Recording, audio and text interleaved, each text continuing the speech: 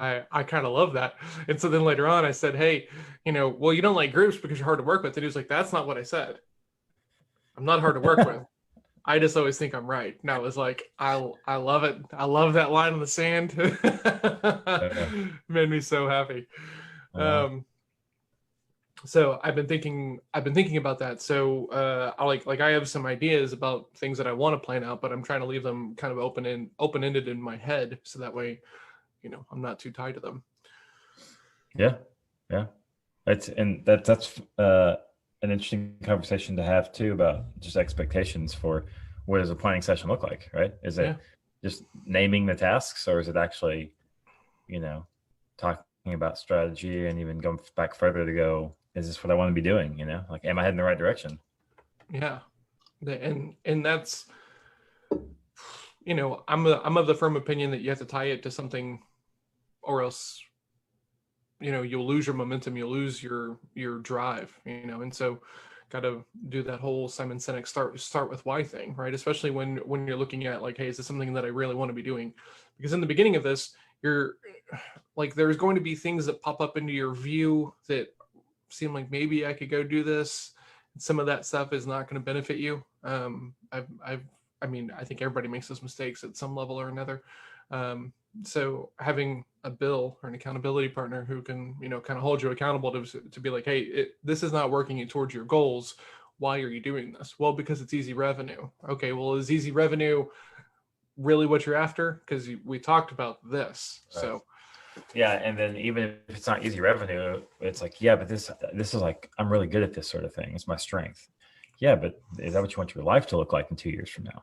Like yeah, it's more than just business decisions when you're trying to aim towards something, and there's also kind of a whole thing where, and it's the cheesiest metaphor or illustration is like the whole map thing, but like it's true. Like I used to, in college, me and my brother used to just hop in the car and just drive somewhere. Like we didn't care. We just drove 3 hours one direction or something. Like, and hold on a second. You have a brother? yeah, Did I know that? maybe I think Man. so. Hey, I didn't know you had a sister till this year, so so turns out it's fair play, right? Yeah, I guess so. No, Yes, wait, because I'm your a younger brother brother. your brother had an idea for a musical app that pumped out music at certain beats per minute based upon the heart rate you were going for the workout, right? Yeah, Yeah, yeah. yeah, You told among other me things. you told me about that a long time ago. Yeah, okay. Yeah, yeah, Like, we're good. good. I'm sure I've mentioned it. The Anyway, so we used to just drive, right? But the whole point Mhm. was just to go somewhere we hadn't been before, right? There was no, Yeah, that was the point. Versus if we're trying to go to LA, there's milestones along the way. Sure, you yeah, could go via Kansas, but that wouldn't be the straightest route. absolutely. What are you optimizing for, right? Do you want to make it the best trip possible and you need to go see all the sites and everything else? That's not going to be the most direct route, right? Right. If you want to go see 15 friends on the way between here and LA, that's also not going to be the most direct route. So what plan do you want to run and figure that out, right? And there's always, the way that I think about it in business is like there's always like a high revenue route, and then there's always like a low revenue route, and you make those decisions based upon revenue and what you can get a hold of and stuff like this. Yeah. Yeah. So Yeah. Who's in your circle and who can help you and different things like that. yeah, Just I tapping reached into out. different. Yeah, I reached out to Jake yesterday because working on a project that could really use some positioning and branding, and we talked about doing a story brand session. And so I'm putting together a budget for this project I'm working on for that, and ongoing lead gen and ongoing account managers and stuff like that. So but I'm building that plan with an attitude towards we're going to have revenue to pay for it pretty quickly, right? I'm not doing like the scaled down, like, okay, let's do this on the cheapest way possible. So, you know, we get Yep. we get to what we're going for faster. Yep. Makes sense. Cool. So what you got going on today? So right after this, I got to catch up with Levi. We have a new lead gen system in place, and we need to kind of figure out some stuff around that. Um, then I've got a call with the real estate mastermind guys. Then I've got 12-week planning with Bill. Then I have office hours, right? So today's sales lab at 2 p.m., talk about your positioning. Let's talk about how you want to do this, plan of attack, niching, marketing, a role play, anything you want me to sell, whatever helps. And then after that, I have a session with a client to go over compensation for his closer. So figuring out what they want to pay, how they're going to pay them, what are we tracking, all that stuff. So full day. Yeah, sounds like it. Done at 4:30. So nice. And did you make it yesterday? I did make it yesterday. Levi messaged me at like 4:45 and he was like, "Oh no, you're working." And I was like, "This is just chatting." And he was like, "Okay." So well, congrats on that. And Levi, stop being an enabler. Yeah, thank you. He's like, "Hey, you shouldn't be working right now, but I've got a work problem." Right. Okay, when do you want to talk about it? That's right. I can't help it that my friends like to talk about work. I'm off the clock. That's what my friends want to talk about. So last night, I got connected to this dude, and he sends me a DM, and he was like, "Hey, do you do sales help?" And I was like, "I do." And he goes, "Okay, what does it look like?" And I said, "Well, what are you looking for? What does it need to look like?" And so we kind of battle back and forth a little bit. And I was like, "Look, this is after work hours for me. I'd be happy to talk more about it. But here's the lowdown. Sales lab is this. It's 2 weeks for free. Here's what you get." And he's like, "Well, I want one-on-one." And I was like, "Okay, most people don't until they get to know me a little bit, which is totally fine. But my concern is you're going to have sticker shock when I tell you how much it costs to work with me one-on-one." And he was like, "Well, I'm worried about that too." And I was like, "Should we even talk about it then?" And he goes, "Well, yeah, I want to know." I said, "Why?" And he was like, "Well, I think I need more help." And I said, "Why?" And we're just doing all this via DM. And so then I said, "Look, depending upon how much you stick to the homework, how much you stick to our schedule, how much you stick to these things, it's going to start at $500. If you are not per month, if you are not doing the homework and everything else like this, you're going to pay more, because I only want to work with people who want to put in the work." And so he says, "Let's start with the group." And I said, "Okay, I think that's a great idea." Exactly. So yeah. So that was a good conversation. I like the incentivizing too for the work, because I've got a coaching client right now that is not holding up to it. And I set the expectations up front, just like you do. I'm like, this is how I work, and this is who I keep, and you won't get kept after 2 offenses, basically. It's like, well, what's so funny, right, is once again, I just assume, and this is really, really dumb. I assume that everybody is as eager to improve and do all this stuff as I am. And that's ridiculous, because I get reminded daily when I look back at my very long history of being on Facebook, how much I talked crap about the roles that I was in and some of the bosses that I worked for, and so in the companies I worked for and stuff like this. I look at it now and I kind of cringe. I'm just like, oh my God, what was I thinking? But like this is the thing, right? Like this is going to sound very cocky, but like the reason why I'm at this level that I'm at is because of all of this work. It's not just focusing on, okay, let's do another rep. It's the journaling, it's the reading, it's all of this stuff. So I put a post out because like I'm trying to build a core group of people that I can work with on projects and be like ready to call. Like, okay, cool, I need a spot, right?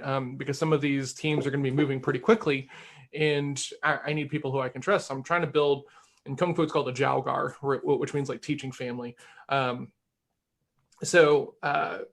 actually yesterday was the anniversary of me testing for my second instructorship level, which is kind of weird. Yeah.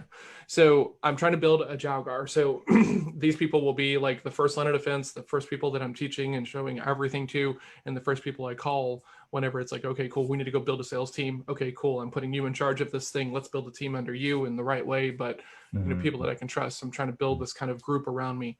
And so been having some conversations to that effect. Yeah, it's exciting. Yeah, for sure. That's good. And actually, my 30-day group has really become more of that.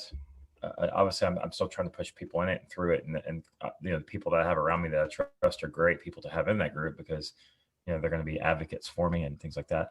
But a lot of the activity in that group is like, hey, I need somebody who can do X. It's probably in my 30-day group or 1 degree away from it. Yeah. So it's a nice thing to have. Here's the deal, man. All these communities are networking groups, right? When you choose to make them that way, right? When you're present in them and you're giving as much as you're getting and everything else like this, like like it's another networking group, and the only reason that I'm here is because of my network, right? Like somebody the other day was like, hey, what do you think your key to success is? And I was like, honestly, it's my network, right? I and the fact that I was kind of networking badly before I started any of this stuff, right? Like I was networking through the Kung Fu school, right? I'd meet somebody else and I'm throwing punches at them. I'm like, hey, what do you do? Well, I do this. Well, okay, okay, do you like it? Well, no, not really. Okay, cool. Well, you're doing this wrong. And then, Al shows up and he's wearing scrubs and I'm like, bro, we get it. You're a doctor. And he's like, no, I'm not a doctor. I'm a sales rep. And I was like, sales rep. So then we started talking about it. And then I landed a job, right? Or I landed a gig. And then Jeff shows up and he's a tall guy and I'm working out with him because I'm tall. And I'm like, what do you do? He's like, oh, I'm an entrepreneur. And I'm like, oh, so you just can't work for somebody else, And he was like, no, I actually have a company. And I was like, oh, that's cool. So then we start hanging out,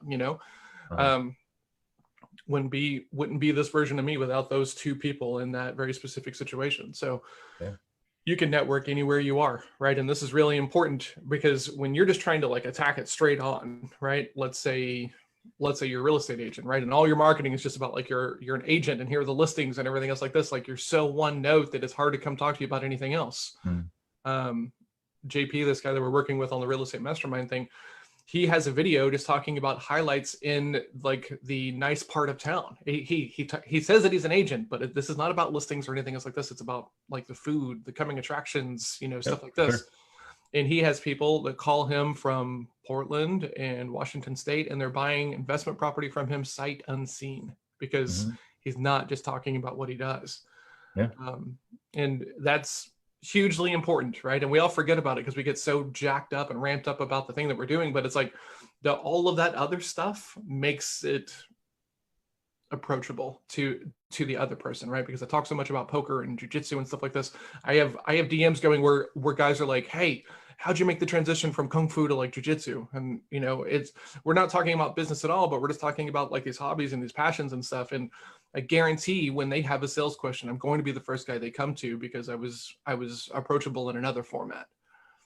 Yeah, what's funny is even from like good marketing, sales, and SEO have always been tied together, which is I think why I ended up being in there is because good SEO was always about finding groups that you could naturally be a part of and bring value to, so that when it came time, they would be happy to point back to your stuff, right?